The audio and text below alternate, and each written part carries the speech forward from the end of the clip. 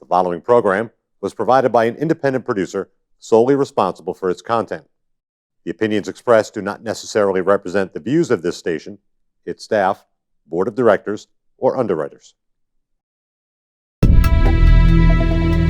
My name is Jasmine, and I am a recovering drug addict. My name is Richie Farrell, aka the Old White Junkie. And we are your hosts for Exit Team Nashua. Our mission is to bring recovery into the living room. Last year, over 72,000 Americans died of an accidental overdose. That's almost 200 Americans every single day. We will bring you guests with real-life experiences with addiction and recovery. Welcome to Exit Team Nashua. Hi, welcome to Exit Team Nashua. My name is Jasmine, and I am your host. Really excited to be in studio tonight. I received my first vaccination yesterday, and I'm feeling sick, so if I vanish off stage, it's all right. Don't mind me. Heather will just take over and run the show herself. But regardless, the show must go on, so here I am. When asked to be of service, I was taught very early in my recovery that I show up and that I am of service. So if this is your first time watching, go on over, words are hard, go on over to Facebook and give our Facebook page a like. That is I Am a Heroin Addict. Yes, our Facebook page is called I Am a Heroin Addict because I am a heroin addict. So hop on over there, give us a like. You can follow all of our content, all the shows that we publish, lots of inspirational quotes. We post blogs. We try and keep everyone up to date with the latest information going on with the epidemic and resources that are available. Our main focus is solution-based, and how do we provide resources to those in need. So Heather's here tonight. She's a little nervous.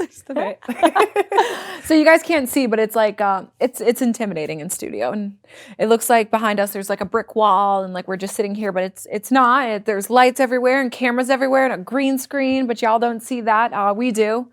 So if you've never been on a TV show before, it's a little bit intimidating. It is. And yeah. I have never been on a TV show, so. Well, welcome. I love that the first TV show you chose to go on to, you're going to bare your ugly soul. The ugly part of your soul. We all have good, bad, and ugly, right? I said that the wrong way. Sorry. So what brings you here? What brings me here? Well, not everybody knows my story. I don't know your story. Nobody in the Nashua area really knows my story. Like I'm baffled just like thinking about it. Yeah. How far I've come, and growing up just wasn't all that great. Yeah. My mother was an alcoholic addict herself, so I was predisposed to it. And like just growing up was just not the prettiest picture I could ever imagine. My dad brought my brother and I up, single father after he divorced my mother, and he did it on his own. Like, I give credit to him, and he was in the service. So like we moved all over the place. First of all, I was born in Honolulu, Hawaii. Wow, that's awesome. Yeah. How long did you live there? Not long enough. Oh, yeah. Consider going back, relocating back there. Think about it sometimes. Yeah. So we moved all over the place, and my dad was at work a lot, and my grandparents were taking care of us, and it was not the perfect little, growing up as, some people are like, oh, I had a perfect, turnout, and mine wasn't the case. Mm-hmm. And now that I think about it, like, it's made me into a better person. Like, yeah, my mother abused and neglected me. I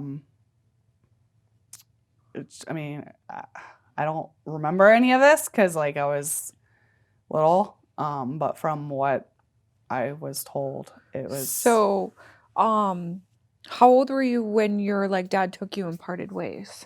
I was young. Young? Okay. I was young.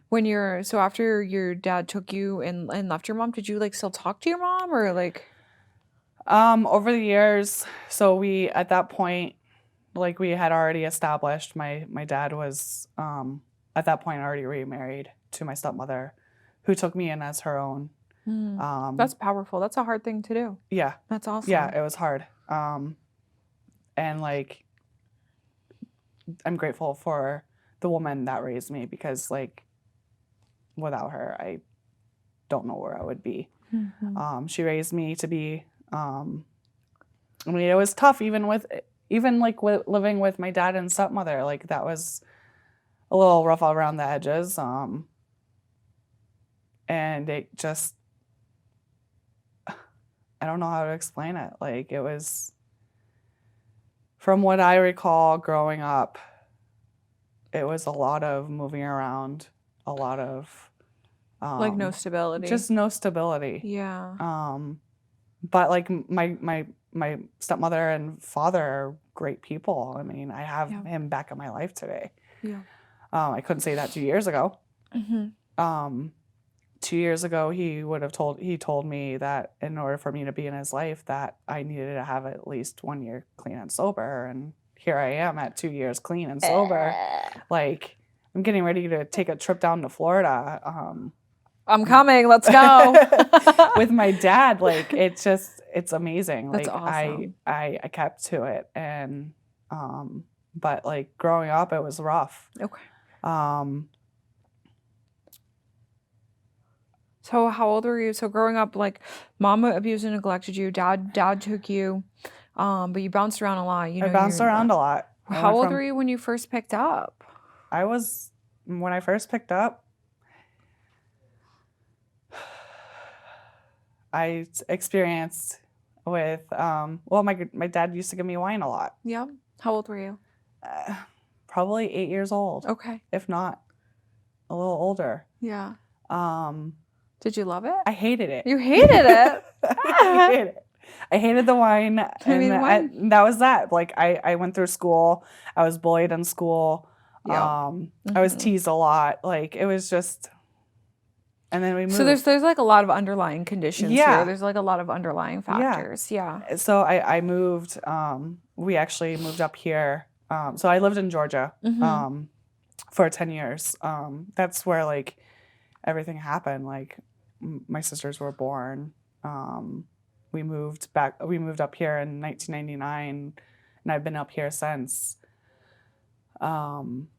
I graduated high school. Like I did all that. I went through high school without picking up. In Nashua? No, in Amherst. Amherst, okay. In Amherst. It was. You went through high school? Wow. Yeah. Okay. I graduated. All right. I was like the first one in my family who graduated.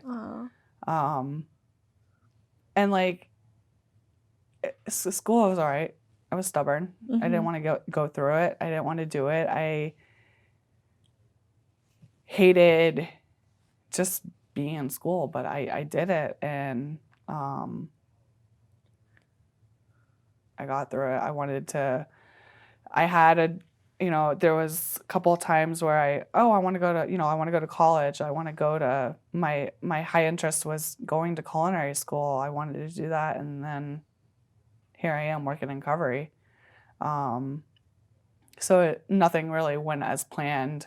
So what happened when you got out? Like, because at some point you found alcohol. I don't even know, alcohol, drugs. I don't even know. So at 21, I moved out. Okay. I was drinking with a bunch of friends. Like I was pretty much doing everything I wanted to do, still living with my parents' house, and eventually they just had enough of my shit. Yep.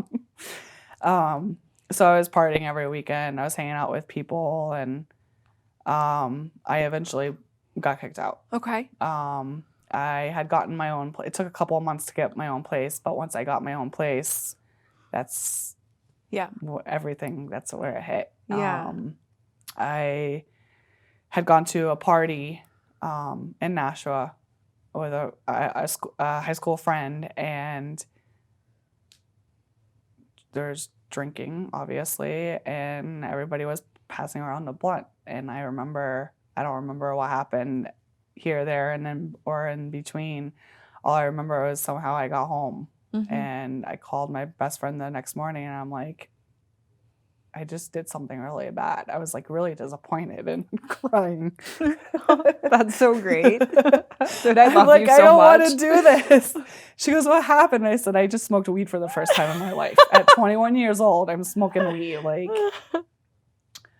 so I got through that, like, but I still continued to drink. I didn't really see it as a problem. I thought, you know, I could just stop on my own, but then things happened in between there, and I could put it down, and I could put it down and stop. And I never saw it as an issue. I had met somebody quite some years ago, and I didn't know he was an addict until I saw it in my eyes, like it was right in front of me. I didn't know what heroin was 10, 15 years ago. Like, I had never been around it. I'd never been exposed to it. Yeah. Like, it just, and then I tried it, and I'm like, I never want to be like this. I never wanted to be like my mother. And then here I am. Mm-hmm. So how Um, old were you when you started dabbling with heroin? I started dabbling with heroin when I was about 25 or 26 years old. And so, like, did it spiral quickly? Not really. Wow, you're a strong one. Not really. Didn't made it through high school without drinking, just smoked weed at 21, started dabbling with heroin. Wow. I had a serious back injury that I Yeah. had gotten at work, to the point where I had a herniated disc. Yeah. And when I didn't want to go to the hospital, I was with a boyfriend at the time who was using. And instead of going to the hospital, I'd be like, I need something to kill this pain. Yeah. I need something to just take me off the edge.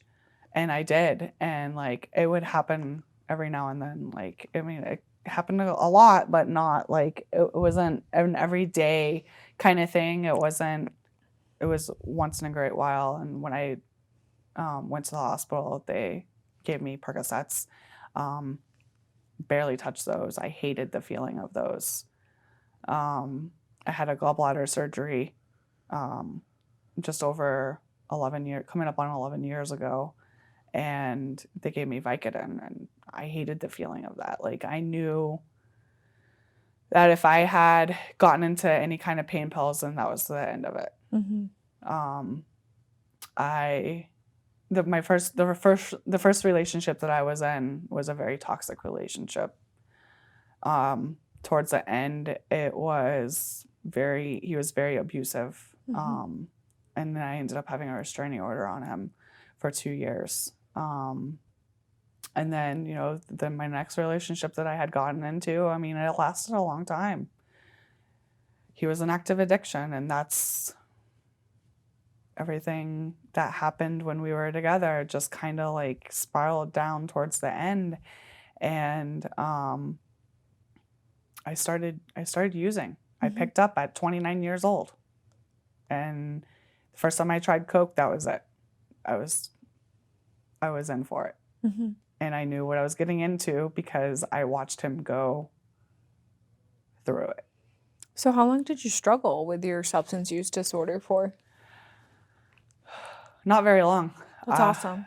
Not very long. I know in the back of my mind that, like, if I continued, then I wouldn't be here. Yeah. So I had gotten an apartment. I had left my ex, and everything was going good. I was working a lot of hours. I was doing home care. And when I picked up, I mean, mind you, I had smoked weed for 6 years. And dabbled here and there, and I was drinking here and there. But I never really got it. It didn't really get to the point where it was horrible. I was able to control it. But I wasn't able to control it.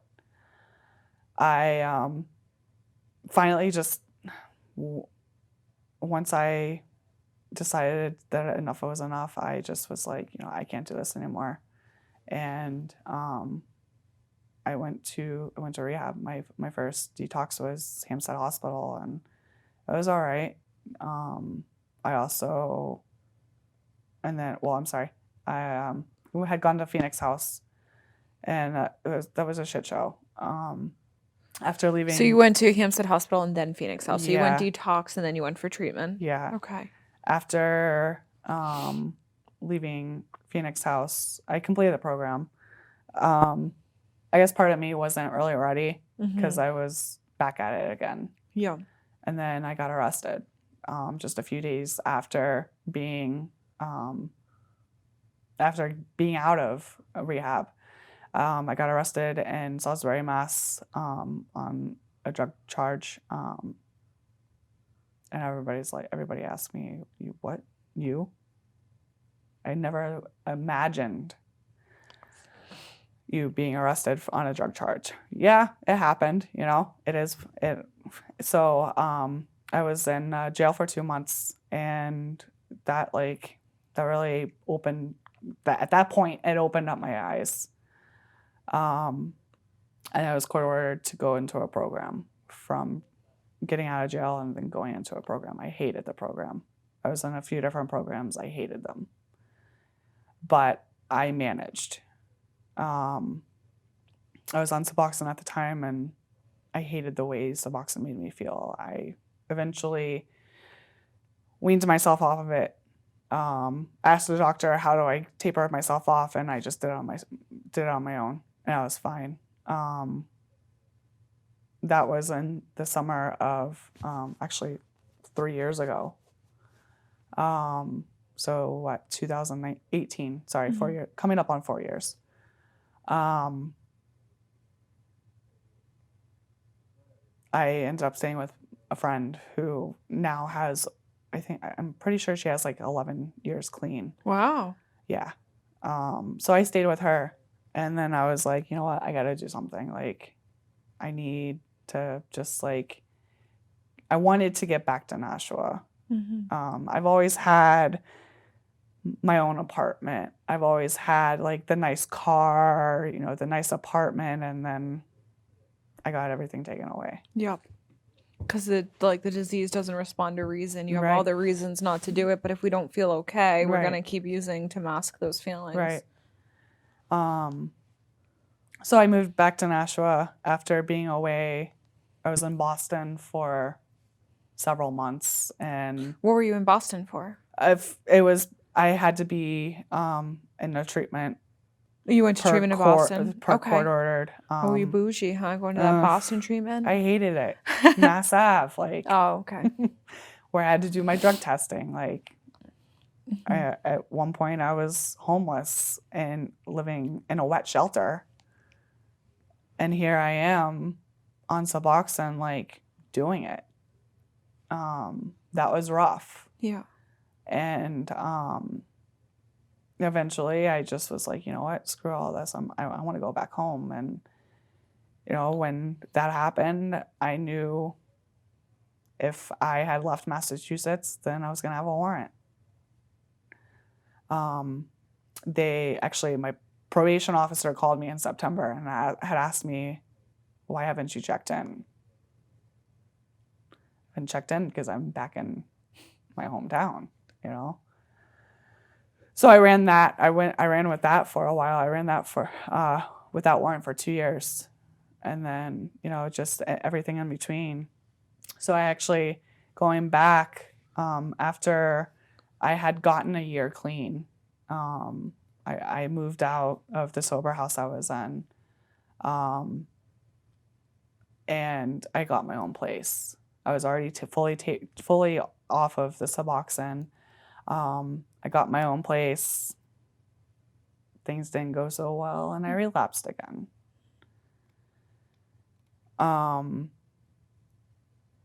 Once I relapsed, it was it was a shit show from there. Mm-hmm. Literally, like, I was using with my old ex, and that was that.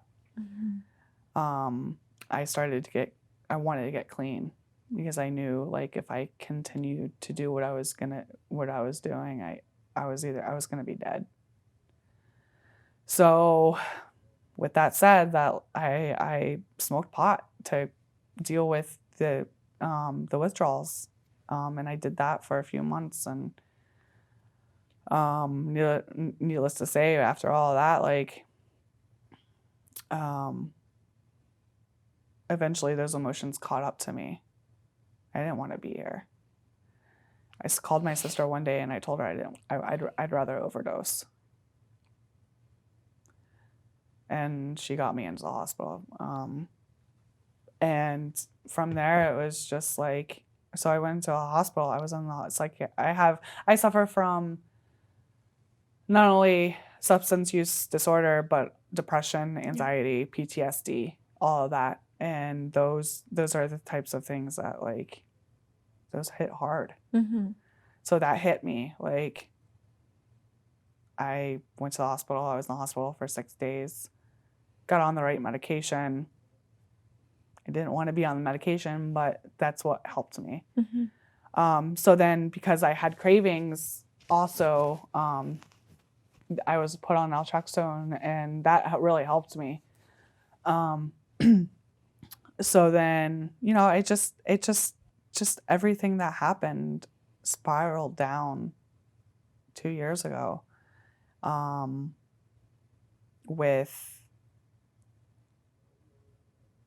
was homeless. I was living in a homeless shelter. I was working. And then my next hospitalization, I actually overdosed. So mental health is really serious. Yeah. It really is. And, like, I haven't always had the mental illness. For many people, you can't treat the substance use disorder until you treat the mental health. Right. You know. I overdose on medication. Mm-hmm. And my first hospital experience with that, after the first one, you know, my sister and I had a conversation, and she said something about, you know, I'm just worried about you coming into the hospital and overdosing. And it happened. Mm-hmm. And both of my sisters are my life. They both work in hospitals. They're amazing what they do. So what happened, like, for you to get clean? Because we're almost out of time, so I want to talk about that. So my sister had suggested that I needed to get into a residential program, and I said, no, I'm not going to. Yeah. A residential for substance use? Yeah. Okay. And I was like, no, here I am. I'm stubborn as hell. Like, no. So then I got off the phone with her that day that I was in the hospital, and I thought about it, and I'm like, you know what? She's probably right. Yeah. And I did. I called every place that I possibly could, and finally I went to Friendship House, Awesome. which is now closed. I mean, that was a really good That's program. up north, right? Yeah. Yeah, in Bethlehem. And I know that, like, White Mountain Recovery Homes was trying to see if they could reopen it or reopen something similar to it. that was a really good program. That's awesome. And so I completed the 28 days, and I think that's what they said. God, now I could be, like, saying lies on TV. I should retract that statement. There was something like that. Sorry. It's okay. So after just like a few days after getting out, before getting out, I'm like, what am I going to do now? I don't want to go back to Nashua. So I ended up going to Laconia for a few months, and I went to the Butterfly House for Women. Awesome. I liked it. Yeah. But then I didn't like it. I'm from Laconia. I liked it when I didn't like it. So then, I did it. Like, I eventually, used my nursing, my LNA license again. And I worked at, the Taylor home. Yeah. Loved that place. It's beautiful. Took a while for me to get back on there because of my history, but they allowed me to, like, go take care of their people, and that was awesome. Yeah. Eventually, I just had enough of Laconia, and I was like, this is for vacation over in the summertime only. It's time to go back to Nashua. And I stayed in Nashua and got back into Rise Above. Shout out to Rise Above. That place, I literally called Michelle one day and I bawling my eyes out. I need to come back. Like, I was just so done with like the people up in Laconia. I mean, not necessarily the people in Laconia, but the person who was running the show up there, and it just wasn't good. And bought a car. I moved out. I was out within the 3 hours. Mm-hmm. I ended up staying with a friend for the couple of weeks until I was able to move into Rise Above. I know, because they always have waiting lists now. Well, it was there is. So I stayed with a friend, and I helped her raise her baby, Mackenzie Rose, beautiful little girl, my godchild. Oh. And I did it. Fast forward, and coming up on a year ago, I lost my grandfather. That was tough. Mm-hmm. I did it clean. Not even a month later, I got into a serious car accident with Shannon. Yeah. That I'm shocked. I was in complete denial. Oh, my car's fine. I saw it and I lost it. But I went to the hospital. Sure as shit, my sister was working that night. You gotta stop meeting like this. I'm like, yeah, sorry, what do I say? So like they gave me morphine in the hospital, and I stayed clean through that. Yeah. Given the pain that I was in, still stayed clean. And actually, here I am today. Like, I moved out of Rise Above. I have my own place. I have 2 years clean. I'm working at Spring Hill Recovery Center in Ashby, Mass. That's far, isn't it? It is. It's an hour away from Manchester. Okay. But I love it. And, somebody said to me yesterday, you brought the sunshine to me today. I'm like, that just made my heart, like, it was awesome. But yeah. Awesome. It was great having you. I loved it. Thank you for coming on and sharing your story. And I think it's really awesome that this got to be your first experience on TV. You're a natural. You are? I'm still a little nervous. You did so good. You did so good. So for anybody watching, if Heather has inspired you, or if you would like to get in contact with her, or any resources, or think that she might be helpful to you or a loved one, please send us a message on our Facebook page. I'm a heroin addict, and we'll get that over to Heather and connect you with her. As always, thank you for tuning in, and we will see you next time.